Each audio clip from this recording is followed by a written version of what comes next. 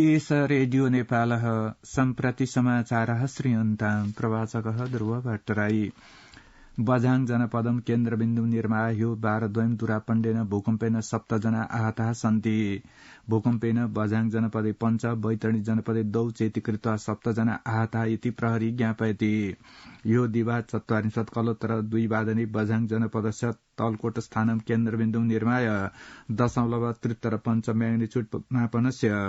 दिवा सप्त कलोत्तर त्रिवादने जनपद मुख्यालय चैनपुरम केन्द्रबिन्दु निर्माय 0.73 म्याग्निच्युड मापनस्य च भूकम्पस्य घटनाद बहुषु गृहेषु भवनेषु च क्षति प्राप्तेति सुदूर पश्चिम प्रदेश प्रहरी कार्यालयस्य प्रमुख प्रहरी नायब महानिरीक्षकः भरत बहादुर बोहरा अज्ञापयत् आहतानां जनानां जनपद चिकित्सालय उपचार जायमान वर्तते येषाम् अवस्था सामान्य स्थिति असौ अवोचत्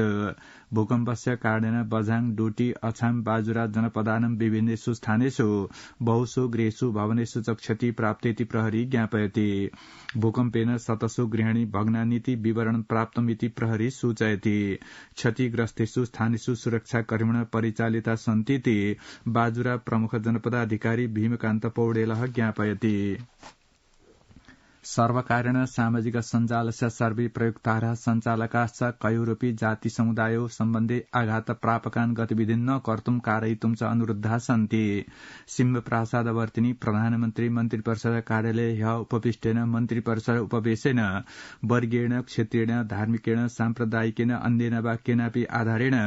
घृणा द्वेष विस्तारिका अपहेलनकारिणी वा सामग्री सञ्जालेषु न स्थापयितुं सर्वे अनुरुद्धाः सन्तीति उपवेशानन्तरं सर्वकारस्य प्रवक्ता संचार सूचना प्रविधि मन्त्री च रेखा शर्मा अवोचत् मन्त्री परिषद उपवेशेन मर्घताया तास्कर्यस्य च नियन्त्रणाय अतिरिक्तं सक्रिय भवितुं सम्बद्धा निकाय निर्दिष्टाः सन्ति सर्वकारेण अनुचित लाभ तास्कर्य सम्बद्धां कस्यामपि सूचनां सत्यं तां सर्वकारीय निकायं ज्ञापयितुमपि सर्वसाधारण जना अनुरुद्धाः सन्तीति मन्त्री शर्मा अवोचत् मन्त्री परिषद उपवेशेन एतद्विक्रमवर्षीय विशेष न्यायालय सम्बद्धा नियमावली स्वीकृता वर्तते एवमेव मन्त्री परिषद उपवेशेन एतद्विक्रमवर्षीयो निर्माण सामग्री व्यवस्थापन नियमन विधेयकस्य सहित दशरथ चन्द्र स्वास्थ्य विज्ञान विश्वविद्यालय व्यवस्थापन विधेयकस्य च संघीय संसदीय प्रस्तुत्यै स्वीकृति प्रदत्तास्थिति प्रवक्ता मन्त्री च शर्मा अज्ञापयत् नेकपा माओवादी केन्द्रस्य अध्यक्ष प्रधानमन्त्री च पुष्पकमल दाहाल प्रचण्डः संयुक्त राष्ट्र संघस्य 78तमे महासभायां सहभागितायाः चीनदेशस्य भ्रमणस्य च विषयो दलीयोपवेशे सारसंक्षेपं प्रास्तौत्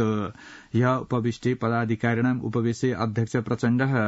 महासभायां सहभागितात विश्वसमुदायाय नेपालस्य सन्निकटात् अवबोधनस्य वातावरणं सृष्टमिति प्रावोचत् प्रधानमन्त्री प्रचण्ड चीनदेशेन सह विहिता संविदा सहकार्यं च नेपालस्य विकासाय दूरगामी महत्त्वयुते स्तः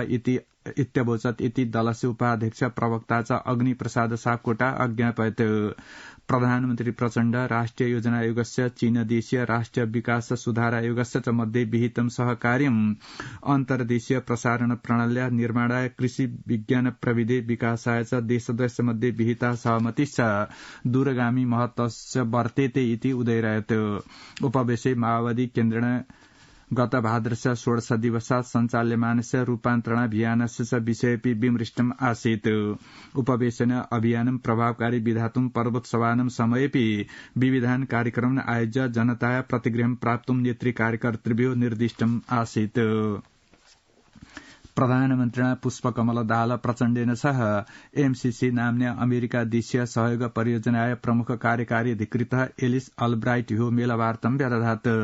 नेपाली सहयोग परियोजनाय क्रियान्वयनानन्तरं नेपाल भ्रमणाय आगत अधिकृत अल्ब्राइट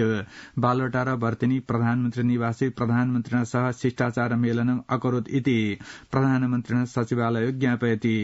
मेलने अनया परियोजनाया सह नेपाल अमेरिका देशयोः सहयोगस्य विविध क्षेत्राणि आधृत्य विमृष्टमिति प्रधानमन्त्री कार्यालय ज्ञापयति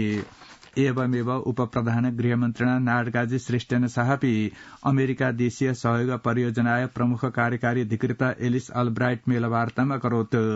गृहमन्त्रालय सम्पन्नी मेलने उपप्रधानमन्त्री श्रेष्ठ पश्चातन राजनीतिक परिवर्तनस्य पश्चात सर्वकार जनता आर्थिक सामाजिक विकासस्य दायित्वपूर्ण कार्य केन्द्रित स्थिति चर्चयन् एमसीसी सदृश्य परियोजनाय सफल क्रियान्वयनेन तत्र योगदानं भविष्यतीति विश्वासम् अभिव्यनक एमसीसी नामिकाय संयुक्त राज्य अमेरिका देशीय सहयोग परियोजनाय प्रमुख कार्यकारी अधिकृत एलिस अल्ब्राइट एतस्या परियोजनाय निर्धारित समय सम्पन्नताय विषय आत्मना आशावादिता विश्वासश्च अस्तीति कथयति नेपाल भ्रमणे विद्यमान असौ ह्यः पत्रकार सम्मेलनम् आयोज्य परियोजना प्रारम्भस्य 5 वर्षेषु एमसीसी परियोजनाय सम्पादनाय बाध्यतास्थिति हेतोः एतस्या क्रियान्वयनाय नेपाल सर्वकारस्य सम्बद्धानां सर्वेषां पक्षाणां च प्रतिबद्धता सक्रियता आत्मना प्राप्तेति अवोचत् प्रमुख प्रतिपक्षी दलस्य नेता नेकपा एमाले दलस्य अध्यक्षस्य केपी शर्मा ओली राष्ट्रियताया सद्भावस्य सहिष्णुताया सार्वभौमसत्तायाश्च विषयेषु समग्र संसदा एकत्र स्थेयमिति बलं ददाति प्रतिनिधि सभा गत दिवसु प्रवेशे विशेष समयं गृहीत्वा भाषमाण अध्यक्ष ओली राजनीतिको उपलब्धीनां रक्षायै राष्ट्रियतं सर्वोपरि निधाय विकासस्य प्रयासेषु ऐक्यबद्धतायै च सर्वान् अन्दरुणत् अध्यक्ष ओली सर्वकार भ्रष्टाचार पत्र संचयनम् अनावृणुति निर्णयं न प्रापयतीति निगद्य आपत्तिं प्राकटयत् असौ शान्ति प्रक्रियाय अवशिष्टानि कार्याणि निर्णयं प्रापयितुं सर्वकार एव नेच्छतीति आरोपयत् तत्पूर्वम् उपवेशस्य प्रारम्भे सांसद धवल शमशेर राणा आकस्मिक समयम् अभियाच्य नेपालगंज स्थाने सद्भावस्य विकारका गतिविधय सम्भूता इति हेतोः तान् तत्कालं रोद्धुं सर्वकारम् अभ्याचत बाँके जनपदस्य नेपालगंज उपमहानगरपालिकायां अनिश्चितकालिकी निषेधाज्ञा क्रियान्विता वर्तते सामाजिक सद्भावस्य धार्मिक सहिष्णुताश्च विशृंखलनस्य अवस्थाया सृष्टे पश्चात् ह्यः दिवा 1:00 अनिश्चितकालिकी निषेधाज्ञा क्रियान्विता इति प्रमुख जनपदाधिकारी विपिन आचार्य अज्ञापयत् अत्रान्तरे प्रशासनेन ह्यः सायं सूचनां प्रकाश्य नेपालगंज स्थानस्य स्थिति नियन्त्रण स्थिति ज्ञापितं वर्तते स्थिति नियन्त्रणाय सम्पूर्ण सुरक्षा निकाय परिचालिता सन्तीति सूचयता प्रशासनेन सद्भावं संस्थापयितुं भ्रामक सूचनाय प्रचाराय अपि सूचनाय अनुरुद्धं वर्तते समूहद्वयस्य मध्ये ह्यः भूतस्य संघर्षस्य पश्चात् स्थितिं नियन्तुं सामान्य बलप्रयोगे विहिते त्रिभिः सुरक्षाकर्मिभिः सह 13 जना आहताः सन्ति एतेषां विभिन्नषु स्वास्थ्य संस्थासु उपचार विद्यमान स्थिति च प्रशासनेन ज्ञापितं वर्तते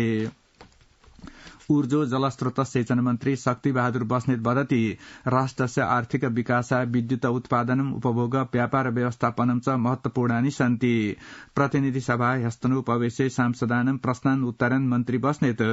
आर्थिक क्षेत्रस्य विकासाय महत्वपूर्णेषु एतेषु विषयेषु स्वस्य क्रियाशीलता स्थिति असूचयत् मन्त्री बस्नेत विद्युत विस्तार व्यापार व्यवस्थापनं च अद्यतनी आवश्यकता स्थिति भाषमाणः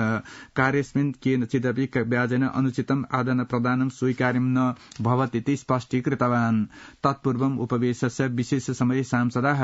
पर्वतसभानां सन्निकटताय सहवर्धितान् मार्गतां नियन्तुम् अवरुद्ध मार्गखण्डान् सञ्चालयितुं राष्ट्रस्य अर्थव्यवस्थाया सुधाराय च सर्वकारस्य ध्यानाकर्षणं व्यदधुः प्रतिनिधि सभा अपरोपवेश श्वः बृहस्पतिवासरे दिवा 1:00 वास्ता स्वास्थ्य जनसंख्या मन्त्रिणा मोहन बहादुर बस्नेत इत्यनेन बाँके जनपदस्य खजुरा बर्तिन सुशील कोइराला प्रखरार्बुद चिकित्सालयस्य बहिरंग सेवाग्रहण याचनाय अनुसरण सञ्चालितुं निर्दिष्टं वर्तते चिकित्सालयेन सम्प्रत्येव प्रारब्धो बालार्बुद कक्षं शल्यक्रियोत्तर कक्षं च ह्यः उद्घाटन मन्त्री बस्नेत प्रातः 8:00 सेवाय प्रवाहणं सद् उचितं भवतीति परामृष्टवान् इति समाचारः।